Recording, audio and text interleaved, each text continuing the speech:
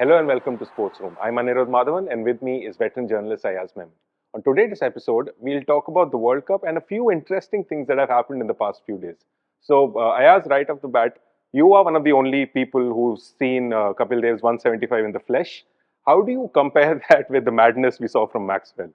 Yeah, Anirudh, having seen both, I can tell you I was on the horns of a dilemma for many years, and including the piece I've written for the week not too long back as the build up to the World Cup. I did say, and I said it very strongly, that Kapil Dev's 175 not out was the greatest one-day innings ever in World Cups as well as outside the World Cups.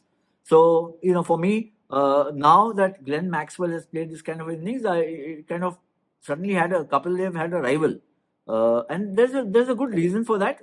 For the hardship quotient, what made Kapil Dev's innings so unique was not that he made 175. That in itself was amazing because that was the highest score then. But the hardship quotient for somebody who's not a specialist batsman, for the kind of situation the Indian team was in the tournament, for the dire situation that India found themselves in the match, 9 for 4, 17 for 5, and then to come out and play that kind of a knock to take India to 266 and then win from there. And then the impact it had on the tournament. India won that match. India went on to win the World Cup. And then, of course, India's victory just transformed one day, not just one day cricket, but the sport itself. So all those factors made me believe that Kapil Dev was the greatest innings, not for the volume of runs, not for necessarily only for the quality of stroke play, but for the sheer impact. There have been great innings. Viv Richards is 189, Clive Lloyd's century in the first World Cup against an attack which had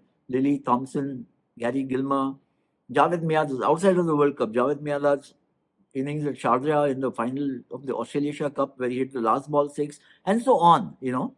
And now there is this Glenn Maxwell inning, and there is so much which is common between the two innings, Kapil's and Glenn Maxwell's. 49 for 4 Australia, tottering against a target, they have to get 292 to win. And then it's 91 for 7. And then they put up this partnership along with Cummins, and he makes a double 100. And not just that, the kind of his hardship was a little different in many ways because he had to undergo a lot of physical pain, cramps, couldn't walk, couldn't run, had to be content with just, blocking the ball, and then to unleash the kind of strokes that he did.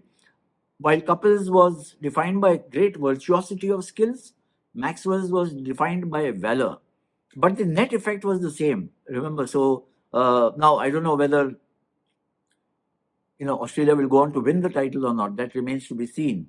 I also think that why there's so much being talked about Maxwell's innings as it should is because we are now living in an age where there is, the surround sound is so intense. Everything is, you're seeing matches covered by 28 or 32 cameras, slow-mos, every action dissected, diced, and put forward again. While Kapil Dev's innings, there's no radio commentary available, there was no television coverage, so you only have to rely on guys like me who saw it. So I don't think it suffers at all in comparison to things. And this argument, I think that Kapil batted first or India batted first and Kapil and Maxwell had to chase the target. Yes, these are different challenges. Remember that match in 83 against Zimbabwe, that was a 60 over tournament. And when you're 9 for 4, 17 for 5, the thought is how do I play out the 60 overs? So you don't necessarily go bang bang and trying to set a target of 360 or 400 at that point in time. The skill needed, the patience, the concentration, the sheer determination to bat out 60 overs was in itself a tremendous achievement. And so on. I can go on many, many qualities. But I just felt that the nature of the two innings were very similar. And the fact that Maxwell, going through all this hardship and this, turmoil while in the middle, and then to finish in that blaze of glory, just brought him, it was an outstanding innings. It was innings of a lifetime, much like Kapil's was. So I would say that, in my opinion, now I had to revise my opinion from the horns of a dilemma. I've reached some kind of a conclusion that it's a dead heat. I wouldn't say that Maxwell's is better, but I'll say it's a dead heat now. While we do talk about Maxwell, we should also shout out Afghanistan, which of the minnow teams they seem to have, and minnows I'm using in quotes, of the minnow teams they seem to be maturing the fastest, and they've almost made the semi-finals. So I'm going to play the role of an HR manager right now and ask you, Where do you see this team in 5 years? I mean, look at what's happened in the last 5 years. They've come to a stage where they never won a World Cup match earlier. And in this tournament, they've beaten 3 teams who were past winners: England, Pakistan, and Sri Lanka. And they almost pulled it off against Australia, who had been 5 times winners earlier. I think a little lack of experience, perhaps, in the match against Australia, where they had their rivals, the opponents by the jugular. I also think that one aspect where their game is still needs to show a lot more improvement is in the fielding. They dropped 2 dollies of Maxwell. That completely changed the game. Remember, they batted quite superbly in this tournament. Nobody thought batting was Afghanistan's strength, but Ibrahim Zardan making a sublime century, everybody else pitching in, reaching 291. And then the bowling, it's not just the spinners. Everybody knows that they've got a fine quartet of spinners: Rashid Khan, talismanic as he is, and Mujib, and Noor, and then Mohammad Nabi. But they've also got fast bowlers who are picking up wickets in conditions which help them to swing the ball. Naveen and Azmat were a handful even for the Aussies. So this is a very well-rounded team. I think in 5 years, now the big issue for teams like Afghanistan is how many more opportunities to get to play international cricket. See, all of them are playing in T20 leagues. That's where they've gained so much in terms of confidence and skills. But they are not having enough international engagements. I must highlight here that actually the Australian men's team, the one-day team which is playing in this tournament, refused to play Afghanistan in a one-day series for reasons that, because the Taliban government is not promoting or not allowing women to play in Afghanistan, therefore, as a mark of protest, the Australian men's team didn't play against the Afghanistan men's team. I mean, so these things need to be resolved. I think teams like Afghanistan, most certainly, even teams like Netherlands and Scotland need to be given more opportunities if you want the gamut of cricket playing countries to increase. And we need that now going ahead towards the Olympics, as you know. The other interesting thing that happened in the past few days was Angelo Mathews being timed out. The first time a batter has been timed out in international cricket. First of all, what do you make of that dismissal? Also, I mean, Shakib is not exactly the standard for spirit of the game as he's shown on occasion. He's not. And I thought I completely disagreed with what Shakib did. I think I thought it was perverse exploitation of a lacuna in a law. Yes, I mean, the umpires were there, and now there's still debate going on whether Angelo Mathews should have asked the umpires, spoken to the umpires instead of just asking for a replacement helmet, or spoken to Shakib. I think Shakib is very recalcitrant, if I may say so. Even after the kind of incident, he seems to be, he has taken a position that I did because it's in the law. But if the law is an ass, players don't have to be, neither do umpires. I thought the umpires, and today's day and age with so much technology available, the third umpire can step in. There's a match referee.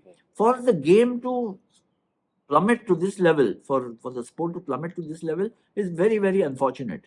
So I think something, we saw that, if you remember, when Greg Chappell asked his brother Trevor Chappell to bowl an underarm ball in 1980-81 against New Zealand in one of the Benson Hedges. I think it was the final, 1980-81.